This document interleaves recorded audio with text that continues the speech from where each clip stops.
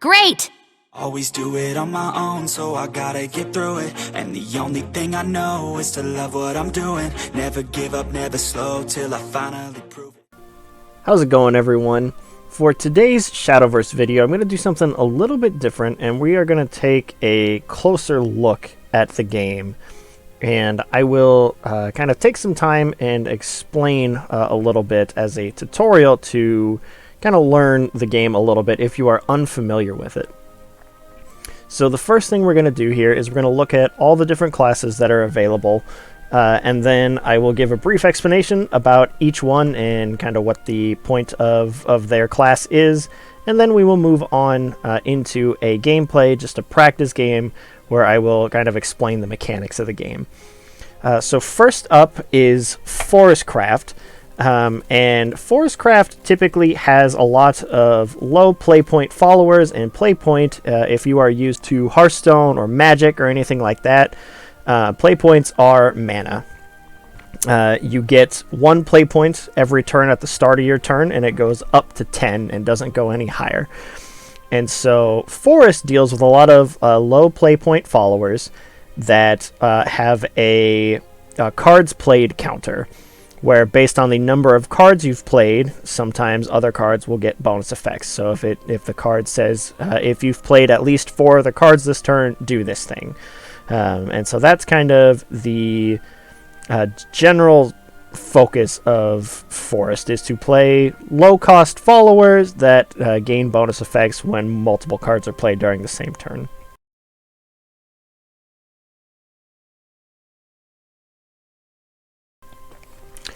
After Forest, we have Swordcraft, and Swordcraft has a unique mechanic that deals with card types. They have commander cards and they have officer cards, and based off of whatever a certain card is, they may get benefits if something of the opposite type is in play. So if you play a commander card, it may gain a bonus if there are officers on the field, and vice versa.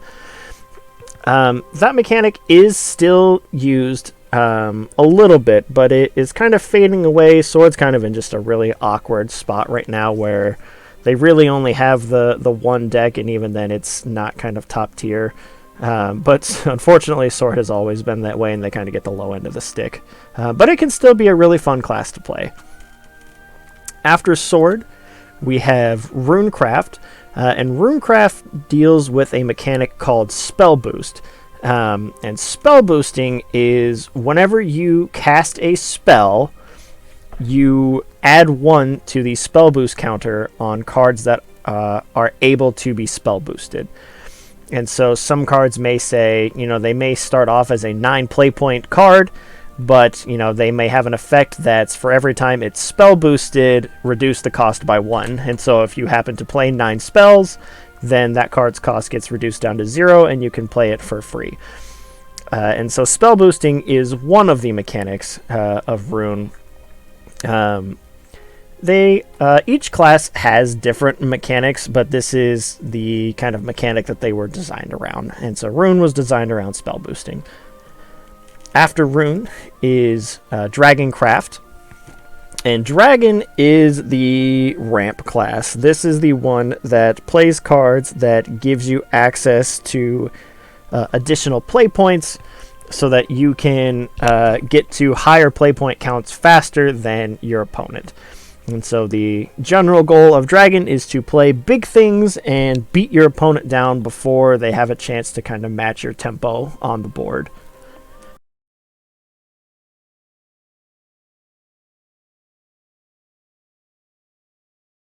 And after Dragon is Shadowcraft. And Shadowcraft has a mechanic called Necromancy, which when cards die, whether they're discarded or killed on the field, or when you play a card, basically whenever a card you play resolves or is destroyed, you gain a shadow. And you can spend certain amounts of shadows to do Necromancy. So if a card were to say Necromancy 6, then you need to spend 6 shadows in order to activate its effect. And this is quite relevant even now. in Shadow, as there are a lot of things that say necromancy. And Shadow is the one that mainly deals with using necromancy. There are other cards that, each class can generate shadows because things die in all classes. It doesn't matter what you play. But Shadow is the one that actively uses them the most. Up next we have Bloodcraft, which Bloodcraft has, their thing revolves around being at 10 defense or 10 health or less. And when that happens, you activate a thing called Vengeance. And just like kind of the other things, cards will gain bonus effects based off of if you are in Vengeance or not. Another mechanic that has surfaced and is popular in the current meta with Blood is called Wrath. And Wrath triggers based off of how many times you've dealt damage to yourself. Because a lot of Blood cards will be like, draw a card, deal 1 damage to your leader. And so if you deal damage to your leader 7 times, you activate Wrath, and then Wrath is active for you for the rest of the game. And just like Vengeance, cards will have effects that are based off of whether you are in Wrath or not. After that is Haven. And Haven, they are unique in terms of, they are like the healing class. A lot of their cards are just based off of restoring defense, restoring health to your leader, and sustaining and surviving, things of that nature.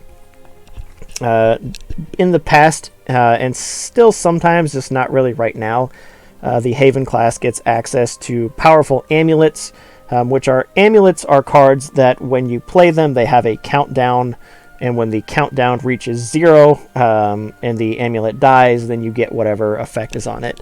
Amulet countdowns are reduced by 1 at the start of your turn and may have additional effects that cause them to go down faster. And finally, after Haven is Portal. Portal's mechanic deals with Resonance, and Resonance effects activate basically every other card in your deck when you draw. So by multiples of 2, every time you draw 2 cards, you trigger 1 stack of Resonance. And depending on how many times you've triggered Resonance, cards may gain bonus effects. So if it says if you've entered Resonance at least 5 times, do this. If you've entered Resonance 10 times, do this. So on and so forth.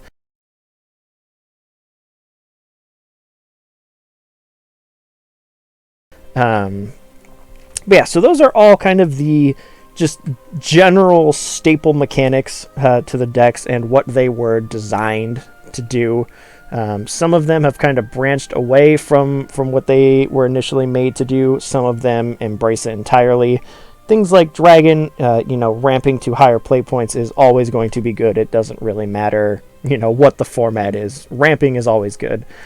Whereas, Bloodcraft, Vengeance had its time, and now the Wrath variant is what is meta right now. Same thing with Haven.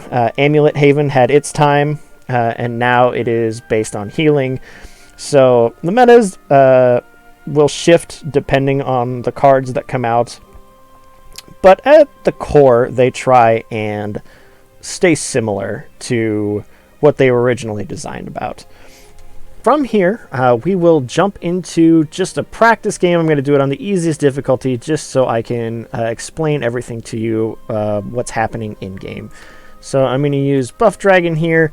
This is a version of the deck that is currently meta. We will just pick Forest, and we are going to pick just the beginner so I can make sure that I have time to explain everything.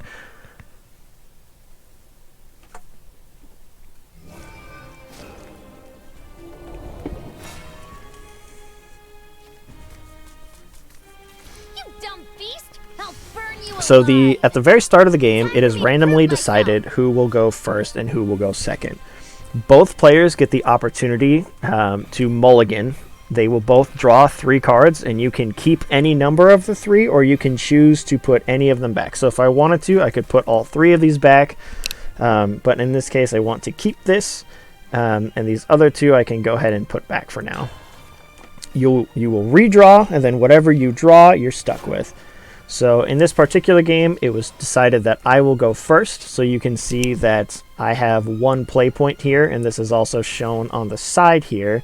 And every turn, this is going to tick up by 1 guaranteed. So I don't have anything I can play here.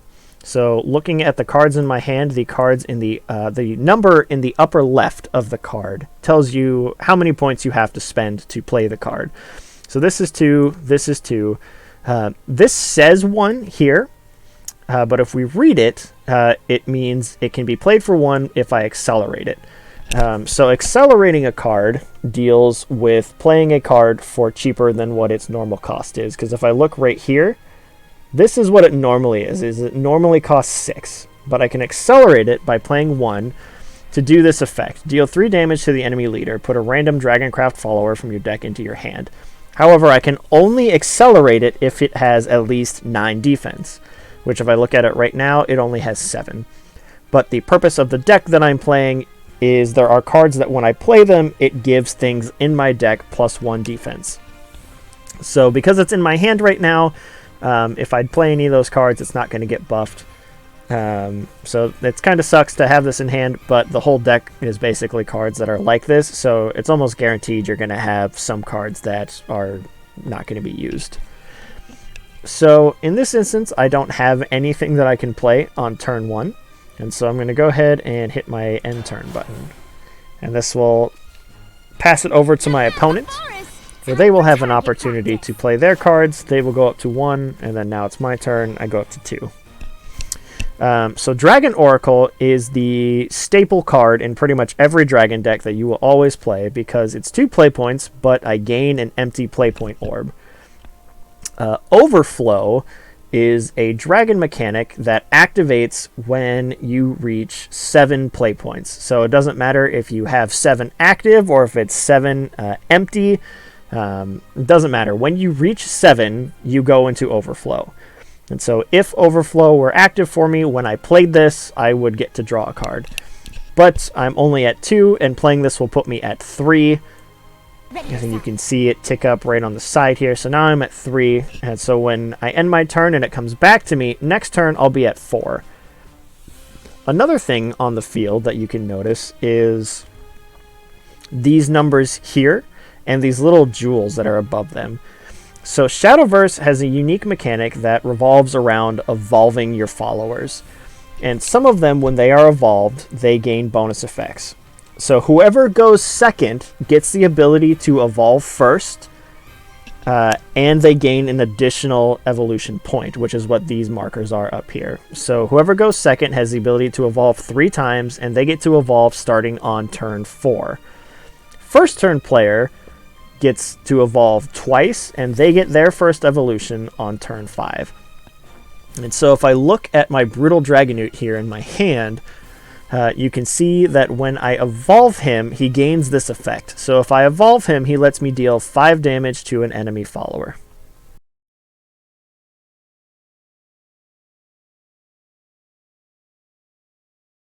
He also has Storm. And so there are different effects in Shadowverse that are very similar, like if you have played Hearthstone or Magic, very similar to other effects that you already know, just with different names. But if there is anything you don't know when you're playing, you can always click on them, and it will tell you what it does. So Storm here is followers that have Storm can attack the same turn they're played. So there is another mechanic here, if I click on this, that says Rush. Rush says followers that have Rush can attack enemy followers on the same turn they're played. On the next turn, they can then attack the leader. So Storm allows the follower to attack anything it wants, regardless of when it was played. Whereas if it has Rush, it can only attack followers until your next turn. Fanfare is an effect that happens when you play the card. So when the card successfully hits the field, you gain that effect. So in this case, if it had 3 defense, when I played it, I would also summon an additional follower, this Hippocampus. Which if I click on that, if I don't know what that is, I can click on it and it'll tell me. Its stats are 3-5, and it has Ward. which ward is the equivalent of taunt. It means if something has ward when it's played, it has this shield icon right here, and it means that I must attack it. I can't target the player if something has ward.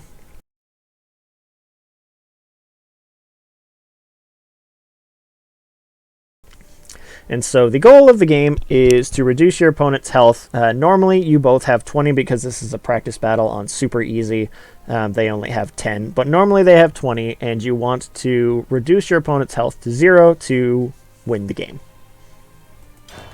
So I'm going to go ahead and end my turn here. I act at my heart's command. Okay. So I have a couple different things I could do here. I have 4 cards that I can play. So if I play the things that cost 2, I could play both of them. Or I could play something that's a higher cost, like the 4 or the 3. And a lot of this is just once you kind of understand how play points and stuff work, just making sure to read your cards. So Enhance is another mechanic that we haven't seen yet, where Accelerate is a mechanic that lets you play an expensive card for cheaper. Enhance is a mechanic that lets you play a cheaper card, but it's more expensive. So normally this costs 1. However, if I play it for 3, I will get this effect, which is give +0/+1 to all Dragoncraft followers in your deck. And I will gain the bonus effect, which lets me draw 2 cards. So it is important that it follows the order of the text. So if I play this for 3, it would buff all followers in my deck first, and then I would draw 2 cards. So it's not like it happens simultaneously and the cards that I draw aren't buffed. In this case, it would buff them. But he's starting to build up some followers on board, and so if I wanted to make sure that I don't take quite as much damage and spend my play points resourcefully, then I want to spend all 4. And I'm going to do that by playing the Oracle, which will bring me to 5 empty play point orbs. I have 2 left, and I'm also going to play the Shark here. Even though it doesn't have 3 defense, I don't get the bonus effect, the summoning of the hippocampus. It does still have Rush, and so Rush will let me attack one of the enemy followers immediately. So I'm going to choose to attack the highest attack statted follower. They will both kill each other, and then I will pass turn. So when you attack, the blue number here is how much damage they do, and the red number is how much health they have. So for example here, this is a 1/1, so it'll deal 1 damage, but I only have to deal 1 damage to it to kill it. And I am 1 turn away from evolving, and so I don't want to go too crazy, because some of these cards have pretty good effects, like this one when it's evolved, and so I don't want to play them necessarily before I get a chance to use their effects. So here I am probably just going to play this because it's a high attack, high health follower that's going to deal 3 damage to the enemy leader, and it's going to put a random follower from my deck into my hand. And so in this case I got Rowan, so that's it for my turn, so I'm going to pass turn. There's a text there that says he can evolve now. And another important mechanic to know about evolving is that when you evolve something, anything that is evolved will always get Rush. It can attack immediately, even if it normally doesn't. So, for example here, I have Galmiex, which you can see her when I play her fanfare. This will activate when she hits the field, is I get a Disdainful Rendering into my hand. And then if I have 10 play point orbs, I get an additional effect. I only have 7, so I don't get that. However, I am in Overflow now. And so my Brutal Dragonute here says, if Overflow is active for you, which it is, I recover 2 play points. So I will spend 4 to play him, so that would bring me down to 3, but then I would gain 2 back, so then I would have 5. So if I wanted to, I could potentially play both of these in the same turn. Brutal Dragonute into Rowan is one of the strongest combos that Dragon currently has. But I also want to make sure that I'm not being under as much pressure. So If I played these two, this is going to let me deal some damage, as well as potentially clear the board. So we are going to do that. So we'll play the Brutal Dragonute. And then Rowan has a Enhance Fanfare, and he has Rush. So he's going to do a lot of things for us. So his Enhance is he summons a Dragon Slayer Spear. So we'll play him. What you want. This conflict ends now. This is going to put the Curse of the Black Dragon in our hand, which if we read, basically it says that if Overflow is not activated for us, it at the end of our turn it's going to deal 1 damage to us. If it is active for us, though, I reveal it and deal 2 damage to a random enemy. So this is a random enemy, not just random enemy follower. And so it has the potential to hit the enemy player. He also summons this amulet, which says while this is in play, allied followers and spells and basically everything I own deals an extra damage. So this says deal 2 damage to a random enemy and then 1 damage to the leader. So this would do 3 damage to an enemy, 2 damage to the leader, and this is going to deal 3 damage to a random enemy. I'm going to evolve this because I want its evolve effect. And I'm going to target the thing that has Ward because it is currently standing in my way.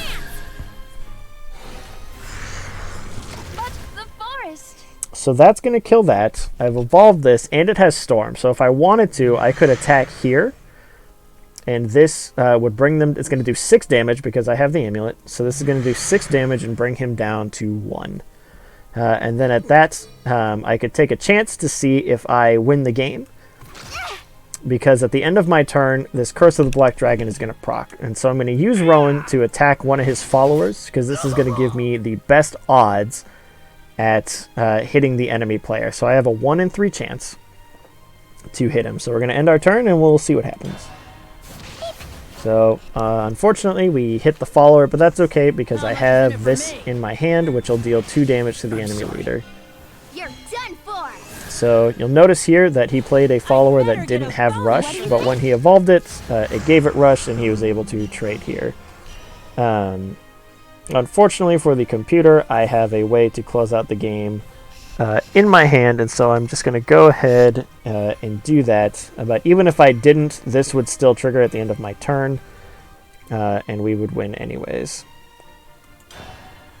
Whoa, you're strong. And there we go. That is a rough walkthrough of a quick explanation of the classes, as well as just kind of showing how the game plays out when you're actually playing. A lot of it is just understanding what the effects do, like fanfare, last words, ward, all that stuff, which if you don't understand, the game has it highlights the things and you can click on them and it'll explain everything to you. So while it can be intimidating at first to look at and go, oh man, this is a lot of text, I don't quite know, I don't quite understand. If a card does anything, if it has a special effect, you can always click on it and it will always tell you what it does. And you can spend as much time in the practice tool as you want, reading cards, testing decks, making sure you understand things. And so this is just a quick walkthrough, but I hope if there is anybody that is interested in playing but maybe just didn't quite know where to start, if you've played Hearthstone, if you've played Magic, you already know everything there is to know. You just need to familiarize yourself with the cards in this game. All the effects that you're used to are here, they're just under different names. And so that's going to be it for today's video. I just wanted to do something quick just to demonstrate what the game is all about and a quick explanation on how to play it. And so I hope you guys enjoyed the video, and I will see you in the next one. Kiss my ash.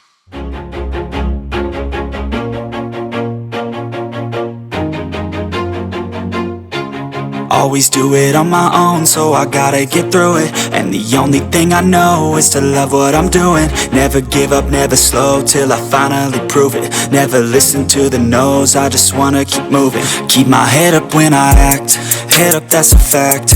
Never looking back, I'ma keep myself on track. Keep my head up, staying strong, always moving on. Feel I don't belong, tell my thoughts to move along.